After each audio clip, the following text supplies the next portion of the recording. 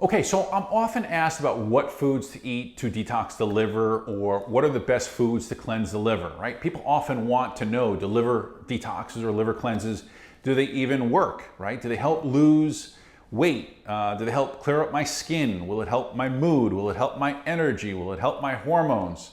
So here's the thing about liver detoxes, liver cleanses that you need to know. Number one is that your liver is a workhorse. It's constantly being bombarded day in and day out from toxins. And these toxins are virtually everywhere. They're in our environment, but these toxins are also created in our bodies, especially if we have an unhealthy gut. Maybe we have gut dysbiosis or a leaky gut or small intestinal bacterial overgrowth. In these scenarios, toxins in our gut find themselves in our bloodstream, where they can then find their way back to our liver, causing this auto-intoxication. And if we provide our liver with what it needs in order to do its job, the internal built-in capacity of detoxification can run smoothly and efficiently. Now, if you're just joining for the first time, I'm Dr. Hagmeyer, and I'm glad you found your way over to my channel. Maybe you're struggling with a chronic health problem, and you've been thinking about doing a liver detox or a liver cleanse, or maybe you're just wondering, why in the world do people do liver detoxes? Maybe you heard a lot about them, but you're not quite sure. Well, liver detoxing is important for a number of reasons, right? The liver filters and cleans the blood. It removes toxins and wastes that are eventually designed to leave the body through urine and feces. But if that's not enough, I want you to consider these other reasons why you really should eat the foods that we're going to be talking about in today's video if you want to have better liver function. Number one is when your liver is sluggish, virtually every organ in your body is affected, right? A toxic liver may struggle to make bile. Bile is very important because it's needed to help break down fats and absorb toxins. A sluggish liver can help or cause you to struggle with eliminating excess estrogen in the body, so you develop hormonal imbalances like estrogen dominance. A sluggish liver often leads to blood sugar fluctuations, maybe insulin resistance or hypoglycemia. A sluggish liver can lead to candida and fungal overgrowth. A sluggish liver often can lead to fatty liver disease. And we know that a sluggish liver affects thyroid hormone levels, causing problems with thyroid function. We know that a liver is often overloaded with pollutants and toxins. It can't efficiently burn fat, and thus that can sabotage any of your weight loss efforts. A sluggish liver eventually affects your gut health and can contribute to bacterial, parasite, and fungal overgrowth in your gut.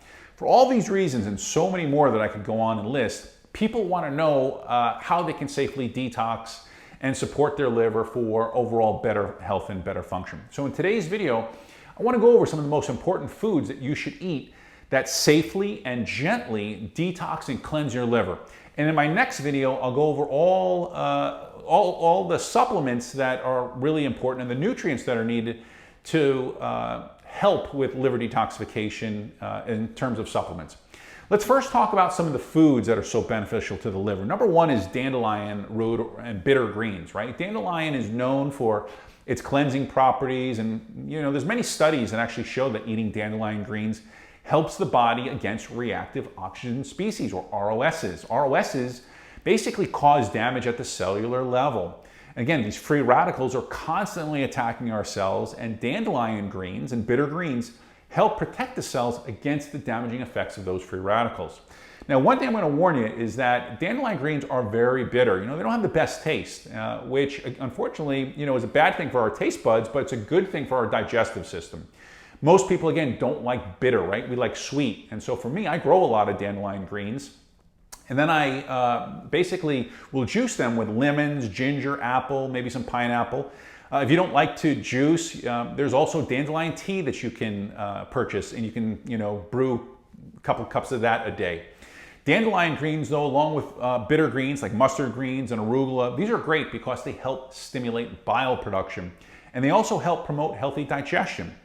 So my next liver superfood are fermented foods, right? A big problem with a sluggish liver is weight gain and hormonal imbalances. And as people gain weight, the liver begins to suffer. Often fatty liver disease sets in, obesity, insulin resistance, and again, all part of this umbrella term called metabolic syndrome, which is a combination of factors that raise the risk factor for heart disease and diabetes. Non-alcoholic fatty liver disease is a condition in which the liver accumulates too much fat, and then this fat then causes inflammation and scarring in the liver itself, which over time can lead to cirrhosis and eventually liver failure. Now, the reason I tell you that is fermented foods have an anti-fatty liver effect, right? Fermented foods like things like sauerkraut and kimchi, kombucha, lacto-fermented pickles, miso, buttermilk, kefir, yogurt, apple cider vinegar.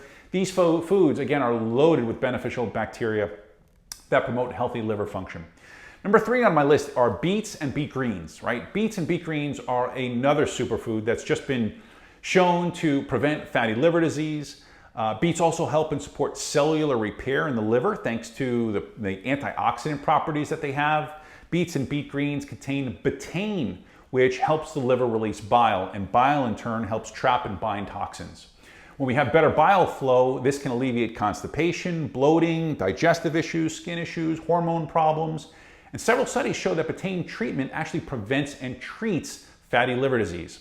Betaine also reverses insulin resistance in the liver. So again, another benefit of beets is pectin. Beets are high in pectin, which is a type of soluble fiber that helps bind up and clear toxins. Pectin adds bulk to stools, which can actually help mobilize and stimulate motility. So again, there's more to beets than meets the eye. And again, beets are rich in natural chemicals called nitrates. And maybe you've been hearing a lot about this, but nitrates often get converted into nitric oxide, which helps with things like blood flow and blood pressure. And that's why you see a lot of supplements talking about beets. I like to make beet juice, ginger, lemons, some spinach. Again, those are all really good. All right, next on my list are cruciferous vegetables. Cruciferous vegetables are things like broccoli, cabbage, cauliflower, Brussels sprouts, watercress. Again, these are sulfur-containing phytochemicals called glucosinolates. And most of the glutathione that's produced in our body is produced in our liver. And in part, that's thanks to sulfur. Sulfur has been shown to help with fibrosis caused by fatty liver. But that's not all. Sulfur is needed to produce glutathione, which is our body's main antioxidant. Your body needs sulfur to build and fix DNA, protect your cells from the damaging effects of stress. Sulfur is also needed to help regenerate skin and repair damage to tendons, muscles, and ligaments. And if you're deficient in sulfur, your liver will have a harder time producing glutathione, have a harder time removing toxins. And you may also notice that things like your hair, your skin, your nails, your tendons, your muscles, your ligaments, again, aren't as healthy as they should be. Again, sulfur is needed to repair those tissues. So what do most people not get enough of? Broccoli, cabbage, cauliflower, Brussels sprouts. And again, speaking of antioxidants, berries are next on the liver superfood list.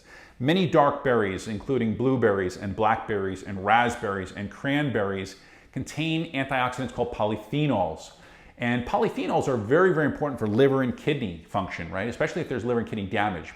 You know, a study published in 2010 in the World Journal of Gastroenterology examined the effects of blueberries on hepatic fibrosis, which is scar tissue in the liver that's caused by ongoing chronic inflammation. And what the researchers found was that blueberries could reduce elevated liver enzymes thanks in part to blueberries' ability to increase something known as superoxide dismutase, which is a powerful antioxidant. The conclusion of the study was that by inhibiting inflammation and preventing liver cell damage, blueberry consumption was beneficial to people with liver disease. Now, another study was done in Finland. Finnish researchers published in the European Journal of Clinical Nutrition. And what they found was that a diet rich in berries reduced the levels of enzymes released from liver cells when liver cells are damaged, right? When liver cells are damaged, there's an enzyme called ALT that goes up. And they found that there was a 23% reduction when people consumed blueberries. Again, very, very powerful study. Again, showing that foods really are what heal our body. Now, another antioxidant to help with the liver is green tea, right? Green tea has a very specific polyphenol called 𝐷𝐔𝐘, which helps protect the liver again against damaging free radicals. Catechins account for 20% of the flavonoids that we see in green tea. And in addition, catechins affect lipid metabolism by decreasing fats like triglycerides and cholesterol in the liver and enhance how the body uses energy, right? How it makes ATP. Next on my list is ruby red grapefruit, right? Ruby red grapefruit contains two primary antioxidants. One of them is naringin and another one is called naringenin. And again, these are very important for liver health. But the thing is with grapefruit is you have to be careful because very often if you take medications and you consume this grapefruit, it can increase the pharmacological properties. Now, naringin and naringenin have been shown to protect the liver from injury by reducing inflammation. They protect the liver cells. In studies where patients were given supplementation with naringin and naringenin, what they found was that it also helped reduce visceral fat, and it helped reduce hepatocyte lipid accumulation, meaning less fat being stored in the liver. Also, anti-inflammatory properties, reducing TNF-alpha. Next on the list of foods that clean and detox your liver is garlic, right? Who doesn't love garlic? Whenever I cook garlic in the house and I've got some garlic sauteing in the skillet, inevitably one of my kids will come down the stairs and they'll just comment on how good the house smells, thinking that there's this big elaborate meal that's being prepared, but yet the only thing that's in the being sauteed is the garlic itself. But garlic helps fight infections. It helps regulate our blood sugar. It helps lower blood pressure. It helps lower cholesterol. And so what can garlic do for your liver? Well, garlic again is high in sulfur. And like we talked about before, sulfur-containing compounds, they protect your liver from damage. They're good for your skin, good for your hair, good for your nails, good for your ligaments. Sulfur is needed for phase 2 liver detoxification. And eating raw garlic on a daily basis helps reduce fat accumulation in the liver. And again, this reduces the risk of fatty liver disease and all the problems that go along with fatty liver disease, which I did a video on a while back. Well, there you go. Those are 8 superfoods that will help safely detox and cleanse your liver. I hope that you learned a few things. If you liked today's video, after giving a thumbs up, check out the next video that I did on the best supplements to detox and cleanse the liver and why you need them. You can check that out right here.